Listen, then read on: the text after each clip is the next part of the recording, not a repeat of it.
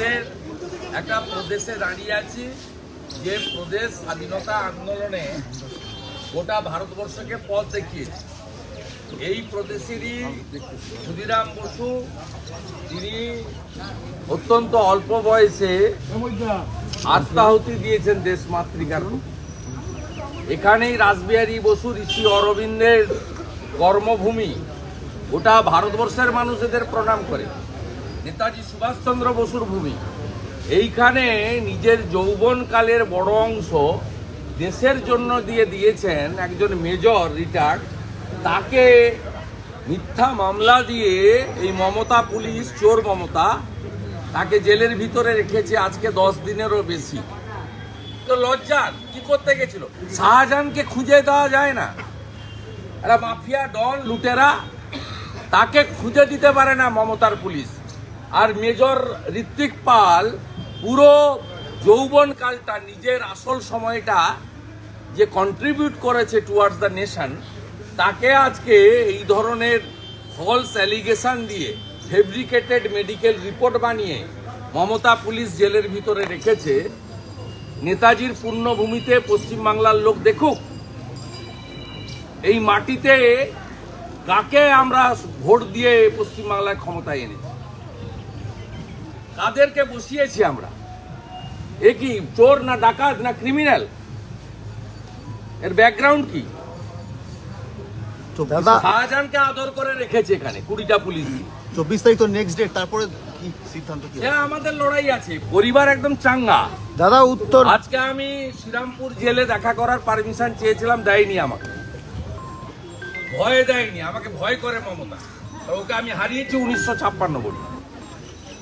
আমি ওকে প্রাক্তন মুখ্যমন্ত্রী করবো, আর ওর ভাইপোকে প্যাকেট করে জেলে ঢোকাবো। দাদা উত্তরপাড়ায় অযোধ্যা জুড়ে বাঙালিদের মিছিল হচ্ছে, কলকাতায় সংহতি মিছিল, কি বলবেন? অযোধ্যা জুড়ে কেউ সংহতি মিছিলে জালি হিন্দু কিছু যাবে, আর পাকিস্তানপন্থী কিছু মুসলমান যাবে। রাষ্ট্রবাদী মুসলমানরাও যাবে না, আর হিন্দুরা ওই দিন দ্বীপ জ্বালাবে। আর ওই জালি হিন্দু মমতা মিছিল করার আগে আসল হিন্দু শুভেন্দু অধিকারী সকালবেলা কলকাতার রাম মন্দিরের সামনে হাইকোর্ট থেকে কাল পারমিশন নিয়েছি, হাজার হাজার লোকের মিছিল আমি করব। যারা অরিজিনাল হিন্দু আমার সঙ্গে থাকবে, আর যারা জালি হিন্দু বিকালবেলা ওই জালি মমতার সঙ্গে থাকবে। ও পার সার্কাসে যাচ্ছে নামাজ পড়ার জন্য। দাদা উত্তরপাড়ায় দাদা মিউটেশন দুর্নীতি, ভাষা ব্যবহার করা হয়েছে, সেটা নিয়ে তিনি এখানে 18 সাল থেকে কোনো নির্বাচন করতে দেননি, 18-র পঞ্চায়েত করতে দেননি, 19-এর লোকসভাতে 1300 বুথে হেরেছেন, 400 বুথ থেকে একতরফা ভোট করে নিয়ে রিগিং করে জিতেছেন। 21-এ ডায়মন্ড হারবার, বিষ্ণুপুর, এরকম 3 থেকে 4টি আসন ফলতা গণনা কেন্দ্রে কারচুপি করে গায়ের জোরে জিতে নিয়েছেন। গণনা কেন্দ্র থেকে আমাদের এজেন্টদের বেলা 12টার মধ্যে বের করে। সম্প্রতি পঞ্চায়েত নির্বাচনে গণনা কেন্দ্র পর্যন্ত লুট হয়েছে। তিনি এই কেন্দ্র থেকে হারবেন এবং জিততে পারবেন না, এবং বিজেপির সঙ্গে হয়তো আইএসএফ এর ফাইট হয়ে যাবে, এরকম একটা পরিবেশ তৈরি হয়েছে। সংখ্যালঘুরা দলে দলে অন্যদিকে যাচ্ছে, আইএসএফ সিপিএম এর দিকে। ভারতীয় জনতা পার্টির কার্যক্রমে যুবকদের, মহিলাদের অংশগ্রহণ ব্যাপকভাবে বাড়ছে। সব মিলিয়ে তাই ডায়মন্ড হারবার লোকসভা কেন্দ্রেও আবার পিছনের দরজা দিয়ে মিথ্যা মামলা করে পুলিশকে দিয়ে দখল করার পরিকল্পনার প্রথম উদাহরণ হচ্ছে ভারতীয় জনতা পার্টির ডায়মন্ড হারবার সাংগঠনিক জেলার সাধারণ সম্পাদক। গত বিধানসভা নির্বাচনে এই কেন্দ্রের আমাদের প্রার্থী, অত্যন্ত লড়াকু ঝুঝারু যুব নেতা, তফসিলি দলিত আন্দোলনের নেতা, পিছিয়ে পড়া শ্রেণী থেকে উঠে আসা তরুণ নেতা, অগ্নিশ্বর নস্করকে মিথ্যা মামলা দিয়ে গ্রেপ্তার করা হয়েছে। এই মামলার প্রেক্ষাপট যদি বিশ্লেষণ করা যায়, চোর মমতার আপনজন হর্ষবর্ধন নেওটিয়া একটা ফ্রড ইন্ডাস্ট্রিয়ালিস্ট বা বিজনেসম্যান। তার কাজই হলো সিপিএম এর সময় সিপিএম, তৃণমূলের সময় তৃণমূল করা, লাটাগুড়ির জঙ্গল থেকে এই বিষ্ণুপুর সাতগেছিয়ার জমি দখল করা সরকারকে সাহায্য নিয়ে।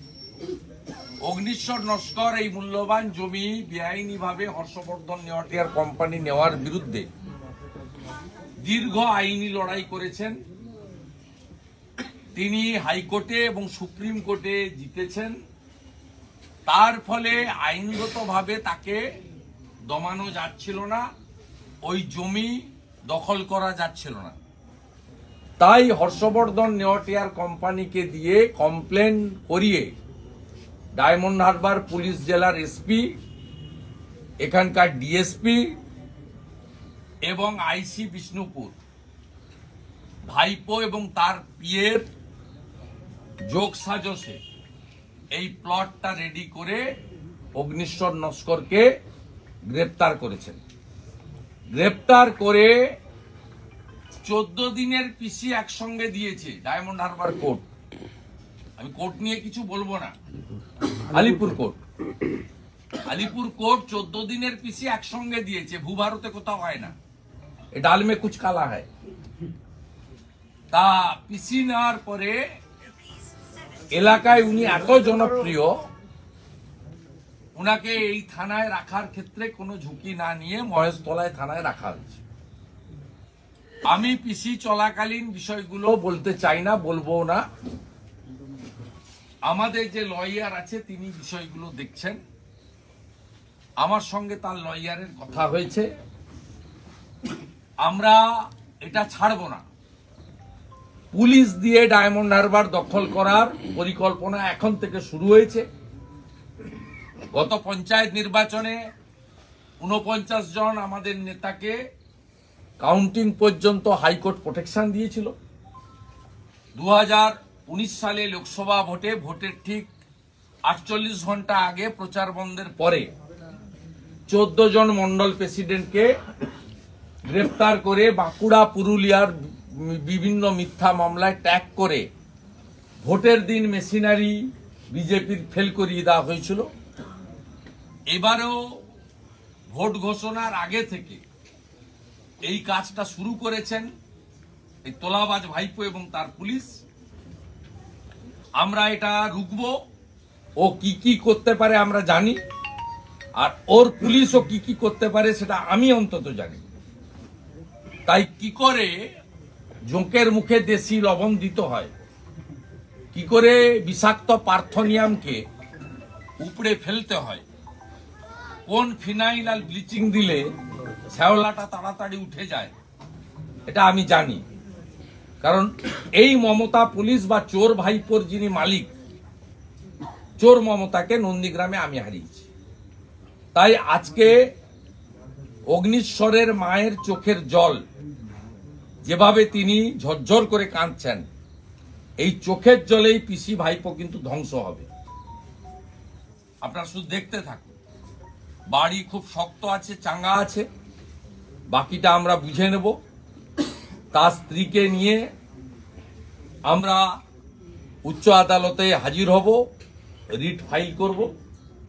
আর এদিকে পিসি পিরিয়ড ওভার হয়ে গেলেই তার জামিনের জন্য লোয়ার কোর্ট থেকে সর্বোচ্চ কোর্ট পর্যন্ত আমরা ফাইট করব। সিনিয়র লয়ারদের দেব, দল সম্পূর্ণ দায়িত্ব নেবে এবং বিরোধী দলনেতা হিসেবে আমার যে কর্তব্য অগ্নিশ্বর নস্করের প্রতি, তার পরিবারের প্রতি, আমি সেটা পালন করব।